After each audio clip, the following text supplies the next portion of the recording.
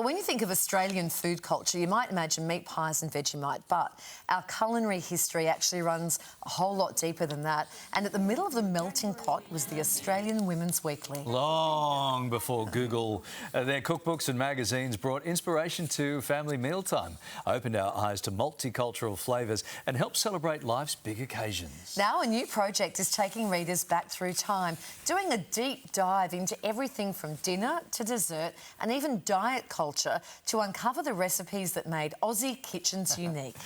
Dr. Lauren Samuelson is a food historian and author of A Matter of Taste. Lovely to see you. Great to be here. This book started as your PhD project, so you've done a heap of research into this, and Australian food often gets a bad rap. What were the most surprising things that you learned in your research? So lots of people think that Australian food is pretty boring. You know, meat and 3 veg, and the veg has usually been boiled within an inch of its life. But what my research has sort of shown is that people were actually really interested in trying new things long before we sort of think that they would have been. So they were there trying Chinese food in the 1930s and really getting into the kitchen and having a go. Great, and I love that you've brought in all these cookbooks. You explored some weird and wonderful dishes. So can we start with jelly?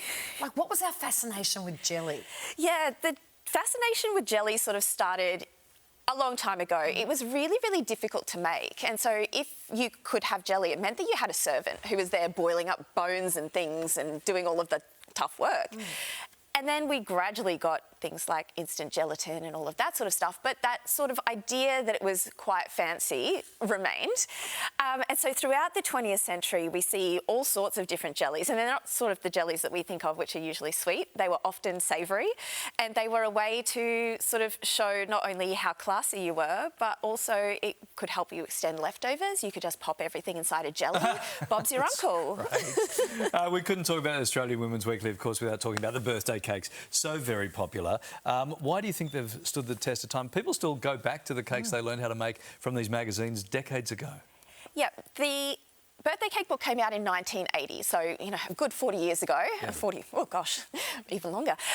And so it really has stood the test of time, and people tend to go back to it because this book came out at a really important time when kids' birthday parties and like the importance of kids and having their own sort of self-expression came about. And so we've got these cakes that so many kids could go through and they'd be like, oh, I'm really interested in trains, or I like ballet, and your mum would make you a cake that sort of reflected that. So it's got more to do with us sort of celebrating kids, right, rather than just the cookbook. Oh, that's fascinating. Love it or loathe it, diet culture is huge, was huge. Over the years, the magazine has promoted a whole range of fad diets. There was diet competitions. What did you learn about that? So you'd be surprised, but our diet culture hasn't changed too much over the last 50 or so years. There have been fad diets around, lots of them with crazy names, just like we have today. You know, there was the Chinese yum yum diet or the spaghetti diet that you could go on. But they were often really restrictive, and really it was about losing weight and not necessarily dieting for health, which I think we've sort of seen it more of a change towards the idea of health now. There's the Israeli army diet. I remember my aunties going on the Israeli army diet. Right. Yeah. How'd that work out? Yeah. We've always been heavily influenced by food from all over the world. What can you tell us about Mrs. Wu as one of the contributors? So Mrs. Wu was the wife of a Chinese governmental official who was over here in Australia after the Second World War. And she was one of many women, many Chinese women, who shared recipes in the weekly and introduced Australians to what was authentic Chinese food, or as authentic as it could be in 1950s Australia.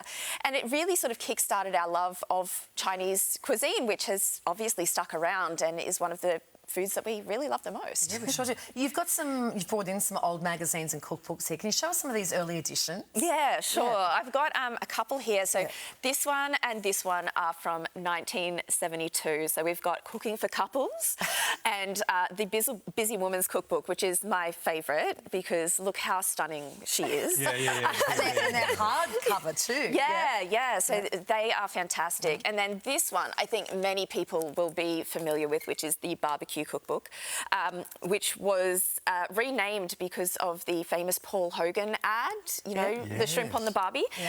So that one came out in like 1984. And then this one, which I think... We had that. My mum had that. Probably one of the ones that is most quintessentially known by Australians as well. Mum also had this one, and she had the one that you've got next to you as well. Like, I recognise them. Really interesting. Thank you for joining us this morning. No problem. Great to see you.